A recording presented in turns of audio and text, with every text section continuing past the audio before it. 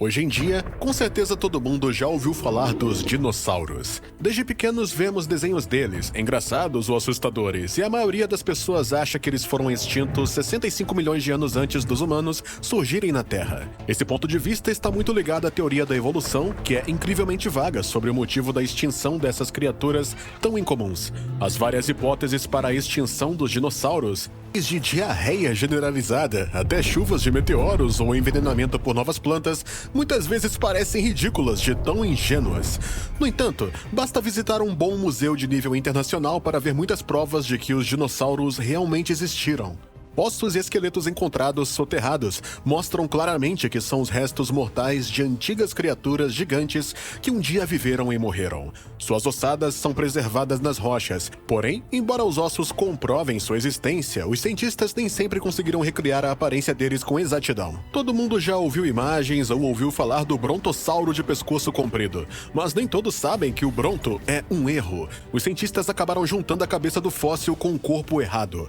O brontossauro nunca existiu. É por isso que ele nem sequer é mencionado no novo dicionário de dinossauros de Donald Glove. É importante entender que, quando os cientistas desenterram alguns ossos, às vezes não encontram um corpo inteiro do animal preservado. Mesmo se encontrarem todos os ossos, embora na maioria das vezes achem só alguns pedaços, eles ainda têm menos de 40% do corpo à disposição para determinar a aparência do animal. Os ossos não podem revelar a cor do bicho ou o que ele comia. Até a presença de dentes afiados indica apenas que ele rasgava a comida, mas não mostra qual era. Ao reconstruir grandes dinossauros a partir de restos ósseos, os cientistas precisam fazer todo tipo de suposição. Da mesma forma, qualquer afirmação sobre como eles se comportavam e onde viviam é baseada em achismos. De um jeito ou de outro, é bem claro que os dinossauros foram mesmo um grande grupo de animais que já habitou a Terra, mas que hoje, pelo visto, estão extintos no nosso planeta. Então, o que aconteceu com os dinossauros? Segundo a teoria da evolução, eles viveram na Terra durante a Era Mesozoica, ou a Era dos Dinossauros, de 65 a 230 milhões de anos atrás. E no fim do período Cretáceo dessa era, foram extintos. Em agosto de 1983, o Dr. Alan Turing, do Museu de História Natural de Londres, e o Dr. Beverly Halstead, do Departamento de Geologia da Universidade de Reading, questionaram seriamente toda a teoria da evolução sobre as causas e até o período da extinção dos dinossauros. Isso deve nos lembrar mais uma vez que, quando se trata de animais do passado, sejam dinossauros ou qualquer outro, o cientista só tem ossos à disposição.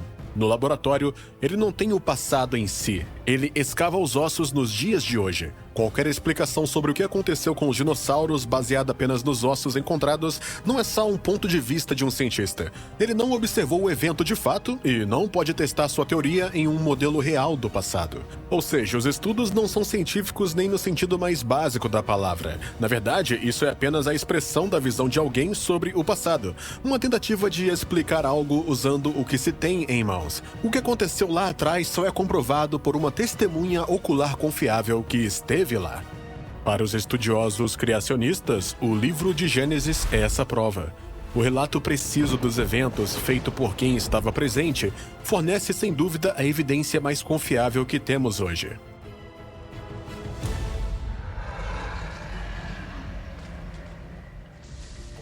O livro de Gênesis oferece uma base prática para os cientistas que tentam explicar o que aconteceu com os dinossauros. Segundo seu relato, os animais terrestres e o homem foram criados no 6º dia da criação. Os dias da criação eram dias comuns de 24 horas. Portanto, os dinossauros, que são animais terrestres, foram criados no mesmo dia que o primeiro ser humano, Adão. Dinossauros e humanos viveram no nosso planeta ao mesmo tempo. Mas o que os dinossauros fizeram depois da criação? Como todos os outros animais, começaram a povoar a Terra. A Bíblia relata que, com o tempo, a Terra se encheu de maldade. Então Deus decidiu enviar um dilúvio para destruir todo ser vivo que respira. Ele ordenou a um homem chamado Noé que construísse uma grande arca e levasse a sua família e os animais que respiravam ar para dentro dela. A Bíblia diz que, quando a hora do dilúvio chegou, Deus enviou a Noé um casal de cada animal para ser levado à arca. Já que as escrituras afirmam claramente que havia pelo menos um casal de cada espécie de animal terrestre, isso inclui um casal de cada espécie de dinossauro. Muita gente acha que, por serem gigantescos, os dinossauros não caberiam na arca. Mas muitos deles não eram grandes, já que apenas alguns dos maiores ficaram muito conhecidos, como o Brachiosauro, o Tiranossauro, o Diplodocus e o Alossauro.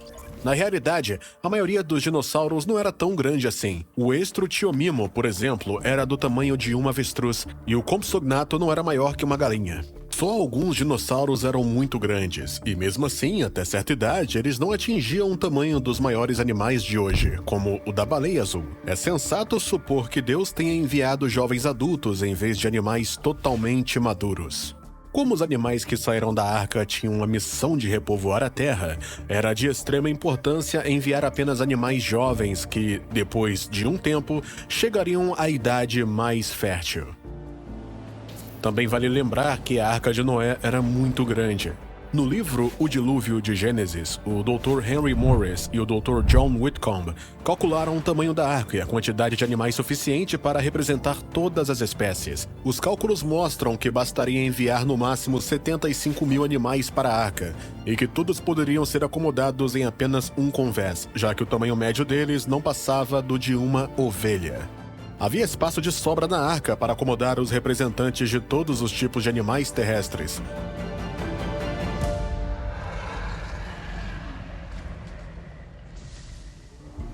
Então, o que aconteceu com os dinossauros? O livro de Gênesis diz que durante o dilúvio a água cobriu até as montanhas mais altas da Terra.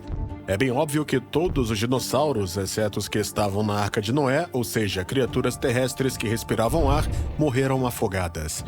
Muitos deles foram enterrados na mesma hora pelos sedimentos do dilúvio, e seus restos mortais foram preservados. De modo geral, acredita-se que a maioria dos fósseis de dinossauros encontrados hoje sejam restos de animais que morreram durante o dilúvio.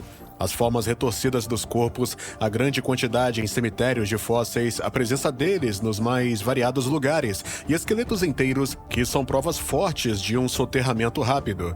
Isso tudo comprova a ocorrência de um dilúvio global. Alguns meses após a arca repousar no Monte Ararat, os animais saíram e começaram a se multiplicar e a repovoar a terra. Os dinossauros, em casais, juntos com os outros animais, saíram da arca e começaram a se espalhar pela superfície do planeta.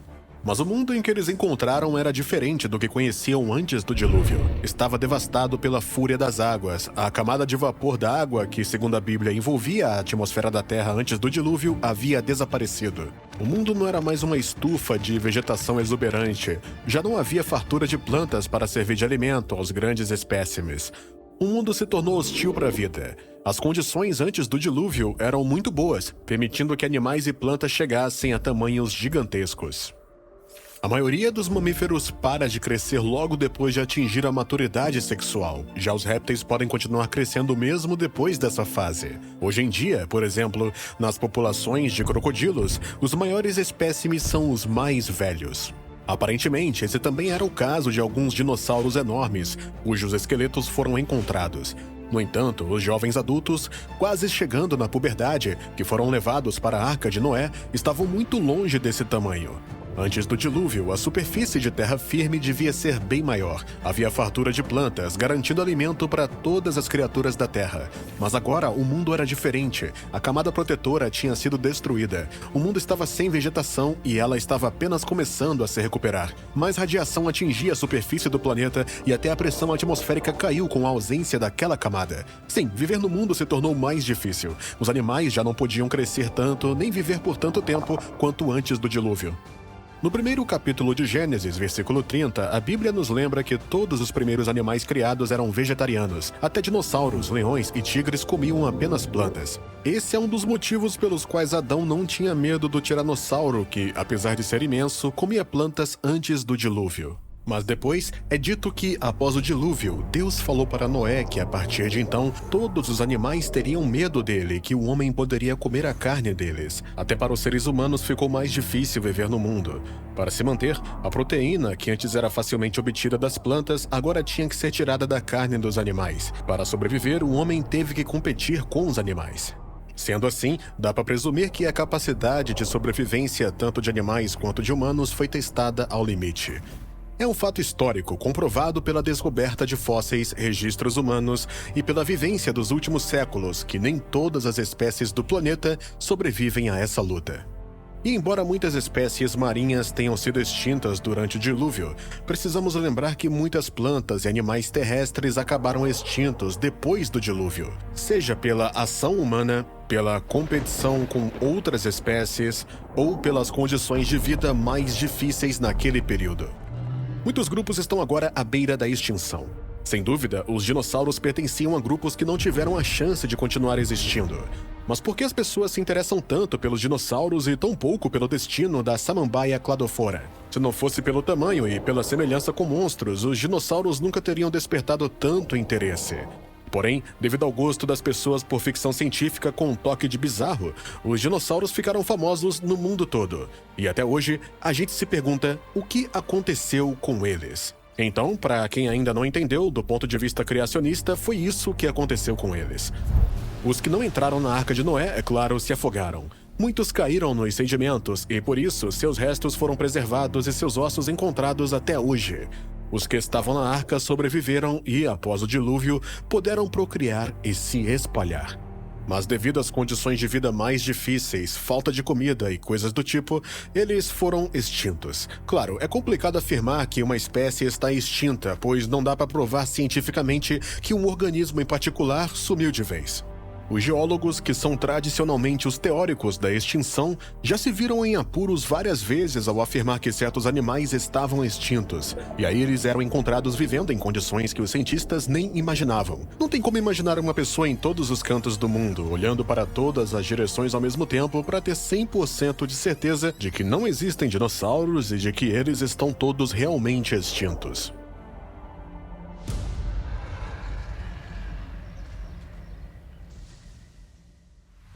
No entanto, se os dinossauros que acompanharam Noé foram extintos algum tempo depois do dilúvio, deveríamos esperar encontrar evidências de dinossauros e humanos vivendo juntos ao longo da história. Existem tais evidências? Sim.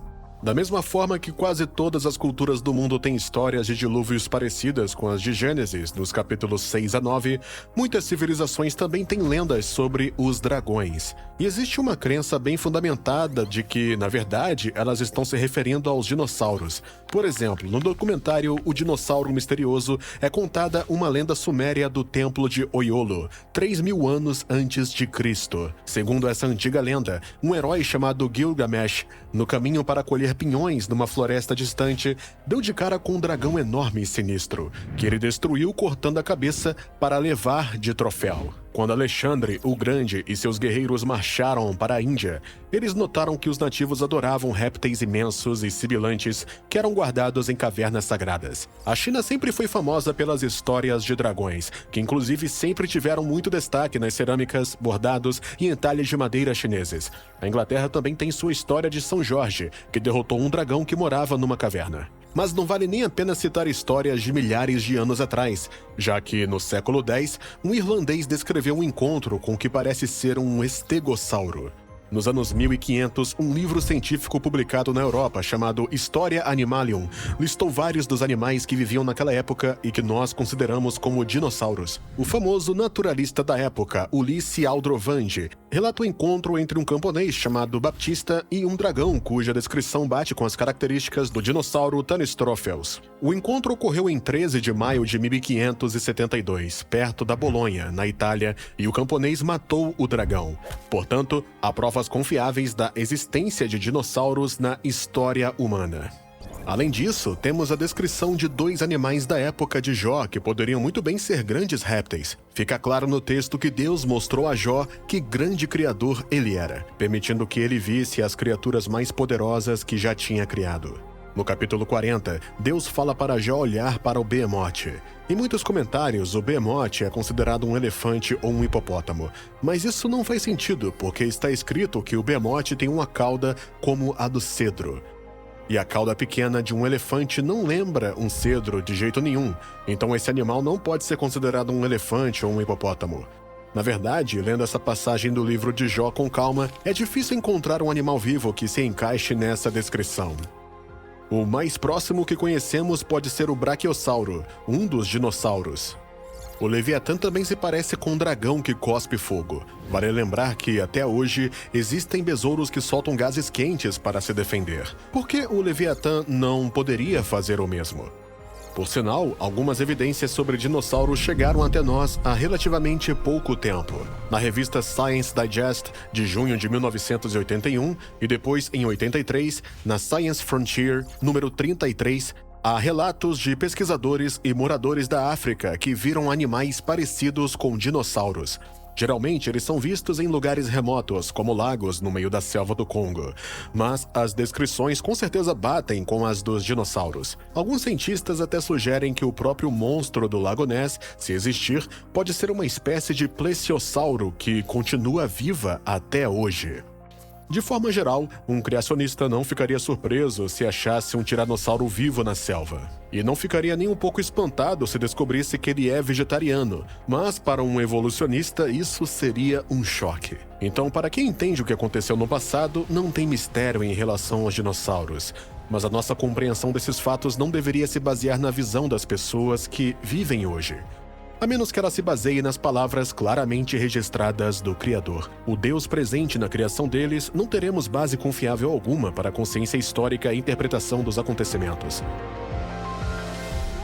Muito obrigado por assistir. Inscreva-se no canal e ative o sininho para não perder nada. E, se possível, apoie a produção de novos vídeos.